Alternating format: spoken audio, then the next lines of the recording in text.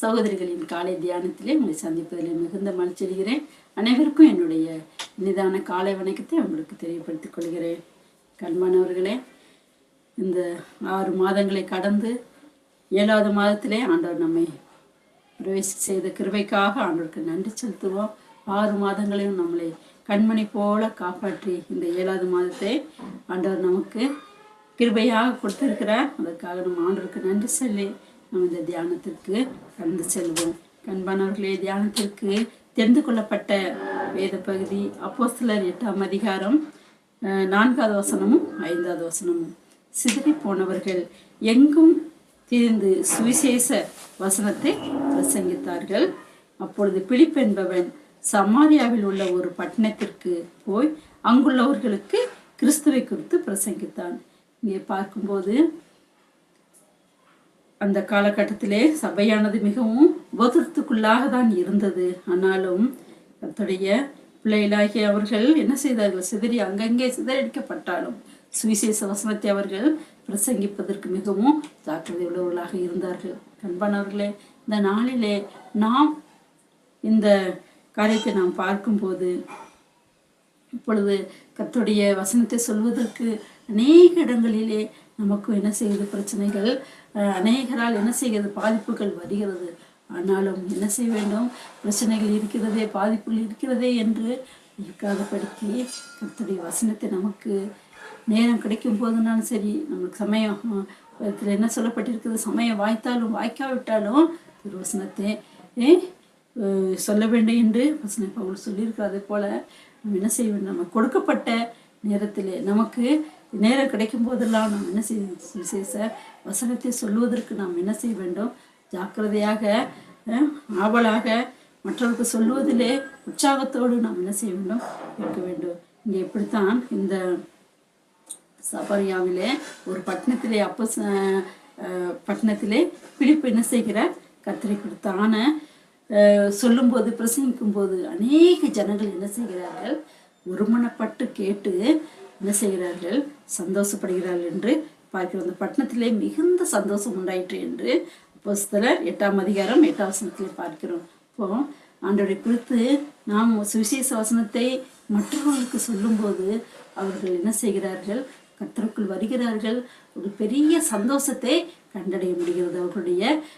அவர்களுடைய வாழ்க்கையிலே ஒரு பெரிய மாற்றம், பெரிய சந்தோஷமும் காணப்படுகிறது. மாத்திரமல்ல கண்பானவர்களே, நாம் அவ்விதமாக மற்றவர்களுக்கு சுவிசேஷத்தை சொல்லும்போது பரலோகத்திலும் ஒரு ஆத்மா கர்த்தருக்குள்ளே வரும்போது அது என்ன செய்கிறது?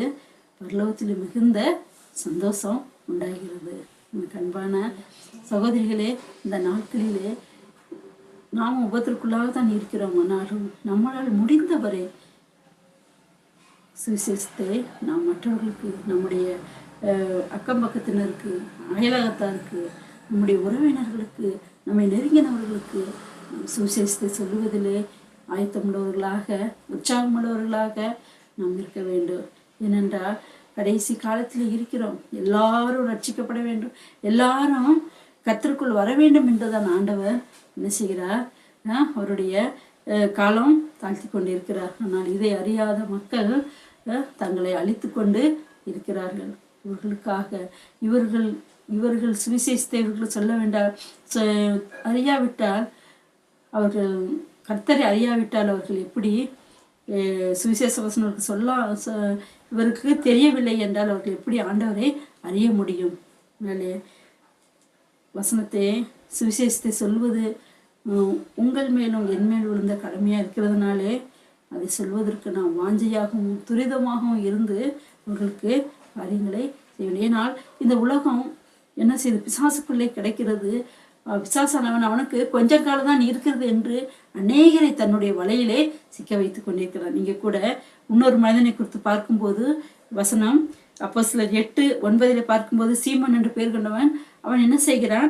அவனும் அங்குள்ள அந்த சமாரியா பட்டணத்தில் உள்ள ஒரு சமாரியா பட்டணத்து மக்கள் எல்லாரையும் என்ன செய்கிறான்? அவன் எல்லாரையும் மிகவும் ஆச்சரியப்படுத்தி கொண்டு பிரமிக்கப்படுத்தி கொண்டு அவனுடைய செய்கின்ற மாய வித்தையினாலே கொஞ்ச நேரத்திற்காக அழிந்து போகிற சந்தோஷத்துக்காக அவன் என்ன செய்கிறான்? அநேகரை அவன் தன் பக்கமாக இழுத்து கொண்டு அவன் என்ன செய்கிறான்? அவ்விதமான காரியங்களை செய்து கொண்டார். அது அந்த மக்களுக்கு தெரியவில்லை கொஞ்ச நேரம். ஆனால் நாமும் அவர்களுக்கு சுவிசேஷம் அது அழியாத சந்தோஷத்தை கொடுக்கிறோம். அவர்களுக்கு நித்திய ஜீவனை கொடுப்பதற்காக நாம் என்ன செய்கிறோம்?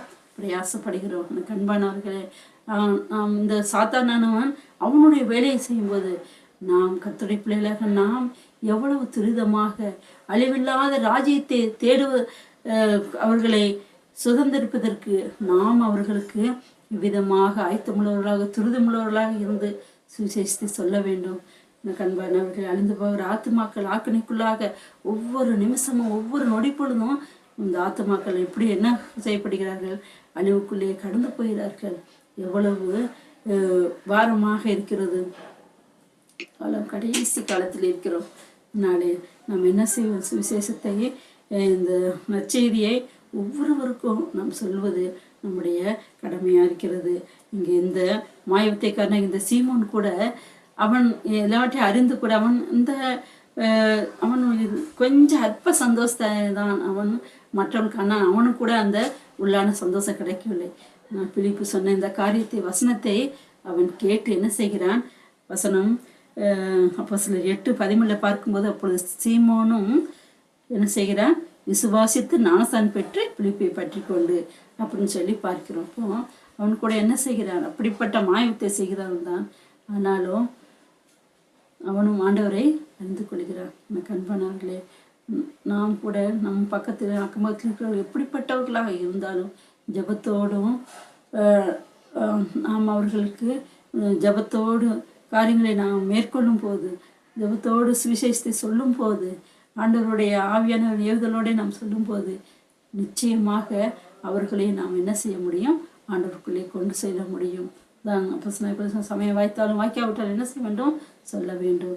பொழுது நாம் எல்லாருக்கும், நமக்கு அருகில் இருக்கிறவங்க சரி, நம்மளுடைய உறவினர்களும் சரி, நம்ம அயலகத்தாரும் சரி, எல்லாருக்காகவும் நாம் என்ன செய்ய வேண்டும்? ஜெபிக்க வேண்டும். மாத்திரமல்ல, ஒருவரும் கெட்டு போகக்கூடாது.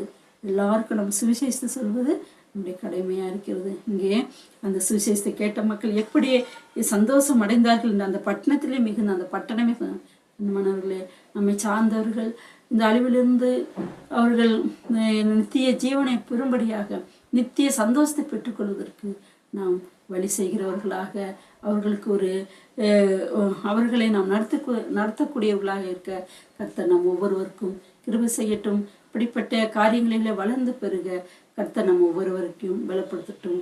அவருடைய நாமம் மாத்திரமே மகிமைப்படுவதாக.